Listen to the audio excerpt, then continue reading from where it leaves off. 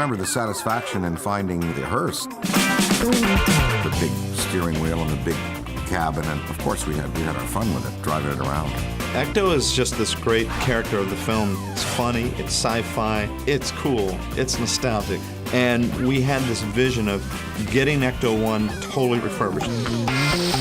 You can restore any kind of vehicle, but to have something like Ecto, you don't get that opportunity every day. The Ecto is certainly a piece of Hollywood history. You want it to look its best. And when somebody like Mr. Aykroyd is going to visit us, I want the customer to be 100% happy.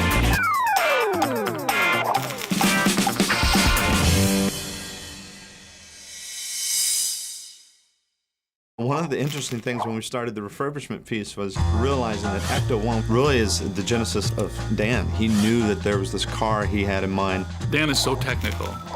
His script would describe things in exact detail, and he got a friend of his to do illustrations with the script. The car originally was black with all kinds of really black electronic brushed boxes on it and you know, deep purple lights and everything. And then we paint it up and bring it out as follows. This was a lighter and kind of a brighter paint scheme. You can see that we made the right decision there. Dan had always wanted to have an old used ambulance as the basis for the Ectomobile. And that just seemed so funny and so right for the movie. Because it kind of looks a bit clown car. I mean, and you know, we did have some great clowns in the picture. We came, we saw, we kicked its ass. Car is based on a '59 Cadillac Series 62. Miller Meteor built those cars for ambulance and hearse setups. You go back to 1959, the car designers at the time wanted to make this car look like it could fly. It has elongated tail fins. It's got a very big body, almost like a spaceship or an airplane. We needed streamlining, be able to corner, be able to go through tunnels in New York City. But it also had to have the capacity to carry the 4 people and also just the level of equipment we had to carry. They're heavy. They're not the best handling cars in the world. So some of the stuff that they put the car through in the show is pretty amazing for the amount of weight that was in the car.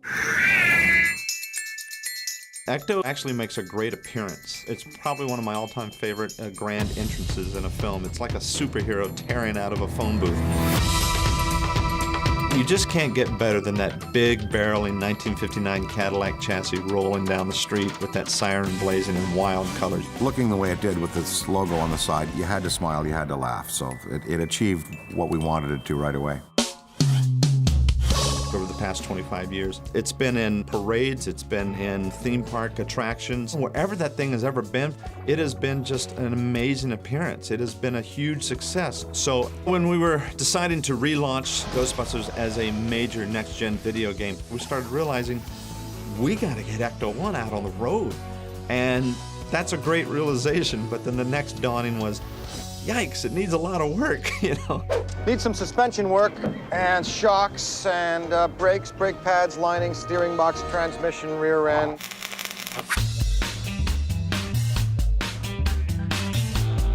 I got a call from Keith Hargrove, asking me, we want to use Ecto like a promotional bit, and we're thinking about, cleaning thing up real nice, make it look great. We do that here. We knew that Cinema Vehicle Services had a background. First time you visit their warehouse, it is an eye-opener. If you say, I need 17 police cars from circa 1984, they have it, or they'll build it. And Ecto 1, we just felt like we had a perfect fit, and that's when the refurbishment process really took off.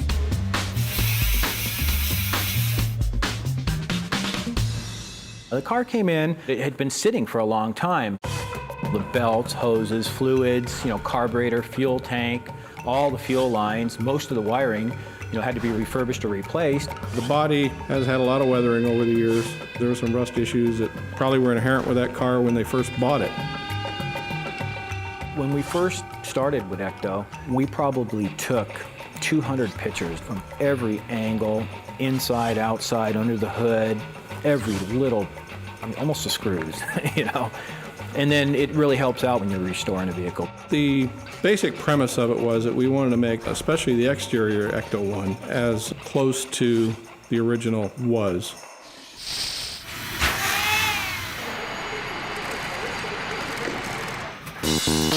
We disassembled what we needed to on the exterior components. We sent all the exterior components to our different departments, to fabrication, electrical, and had those parts gone through. The very first time I got kind of scared was the day I got there and all the accessories had been lifted off the car, so it was just stripped bare. And that was the day I realized to myself, well, there's no turning back now. Like, we have to refurbish this car because we just dismantled it. Bodywork was pretty tough. We replaced as much sheet metal as need be, sent the actual body of Ecto to our body shop, started primering it, sanding it, get it ready for paint.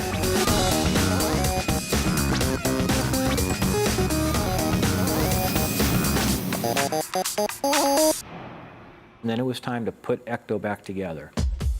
We end up restoring the light bars on the top of Ecto, replacing the lens, polishing some lenses. A lot of the old motor mechanisms, we had to upgrade them and put newer motors in them. And then I remember we ran that car for about a day and a half. Literally about 12 hours a day just to try to get it to fail. And there were certain things that did fail. We wanted to make sure it was dependable. While this process was going on, Sony's talking about giving us some audio-video components. You guys capable of doing that? Sure. A few issues on the audio equipment that you and I have been talking about is making sure, first of all, that when we put it in, it doesn't look too out of place. We need to sneak it in strategically to where everyone doesn't go, hey, that wasn't a part of the original, so we want to keep the asset pure. They wanted to upgrade it a little bit, but there again, just not take away from the fact of what it was. Instead of just plopping speakers where people would traditionally put them in door panels, we're going to hide them. Yeah, we have a couple hidden compartments. Because this was a combination hearse ambulance body, there was all these little side compartments and doors and everything fit really cool into it, like it just existed. So it is actually something that just turned out perfectly. Even the DVD audio-video system we put up in the upper compartment where the divider panel is between the driver compartment and the rear compartment. It's all hidden away, so when you look in Ecto, it doesn't look like this thing's been completely modified. The reaction you get having that car here is unbelievable. Everyone that came here, if they had a glimpse of it, it's, oh wow, it's Ecto, I want to take a photo with it. It's like, oh no, you can't. As far as the fan aspect of it, we were doing research on the cars, and I came across fan websites, and it's kind of neat that these people build replicas of cars. I'm all for that. I couldn't believe how many different vehicles that are being built out there. I mean, it's like they're into it. During the refurbishment, we started realizing that there were people out there that climb fences and sneak into garages. Basically, I felt like a detective. I had to watch people coming in the shop. I actually caught a couple guys with a camera. I had to chase them all around. But, I mean, that's how much attention that car gets, where you can get people trying to sneak in our shop taking pictures.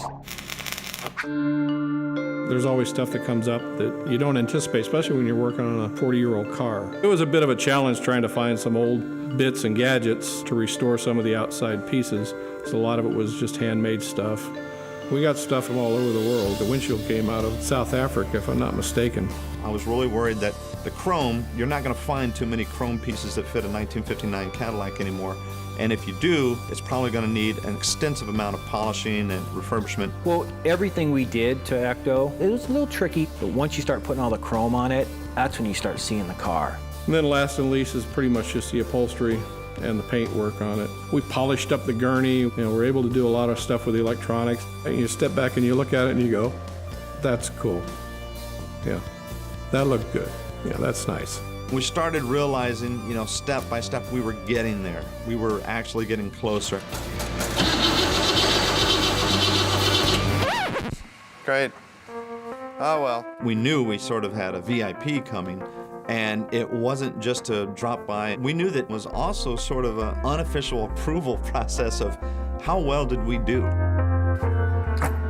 Sir? How do you do? Mr. Aykroyd, Ray Claridge. Ray, thank you so much for welcoming me to the gates of heaven, Cinema Vehicle Services. Only in Hollywood could you have a place like this. There was a buzz around the shop when the word got out that Dan Aykroyd would be here. Everybody was coming up to me, oh, is that true? People that I have working for me, a lot of them been here for a long time. So certainly when somebody like Mr. Aykroyd is going to visit us, it's a big boost for us. Well, there was a little anxiety, getting to meet somebody that you used to watch as a kid, and now I'm working on stuff that he's working on. Everything kind of led up to that meeting. And so there was an extra level of nervousness on my part. It was like, is Dan gonna like, this car? But let us show you what we did.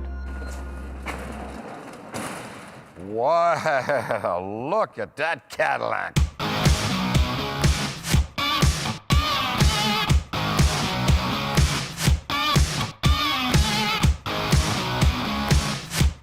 First time you see the car on film, you're like, wow, it's a big car, it's pretty impressive. First time you see it in person, I mean, it is honking huge. It's the prehistoric SUV. Congratulations, first of all. I mean, this is magnificent. It's been an endeavor of Thank joy. you. Oh, it's beautiful. I'm sure he was surprised seeing the car from, 25 years ago to now, seeing it in a different state. Well, when he first saw the car, I think he was quite surprised at how much of the originality was still there. And it shocked me of his knowledge, actually. I mean, he knows a lot about those old Cadillacs. Now, this, of course, is the 59 Cadillac, which was based upon, I think, either an M&M or Heston Eisenhardt coach. I'm not sure. This one, I believe, is the M&M coach. M&M coach, yeah. 58, a little different fin. But, I mean, that is positively just impaling. But you've just flawlessly brought it back. God, I'm glad I didn't have to pay for this. Dan really is the tech wizard and can talk about the car in levels that no one else can talk about the car. Those are Muon scrubbers up there. Okay. Yeah. We had lost that in translation. Yeah. Everything on there has a reason, for sure. There's the radio, GPS locator. There's, high-intensity microphones, EMF scrubbers. It was all related to the hardware needed to go out and do what we had to do, which was a dirty, dirty job. Dr. Spengler had to miniaturize this for mobile purposes. That's how brilliant Dr. Spengler was, you see. It was very tough to get it back up and running since we didn't have the schematics on it. No, that's right. He had a backstory for every gadget, and he wasn't making it up. Theoretically, if you gave him enough time and enough money, he could make that stuff work. Now, these condensers in here, I assume, are for these landing strobes that we have. These are aircraft landing strobes.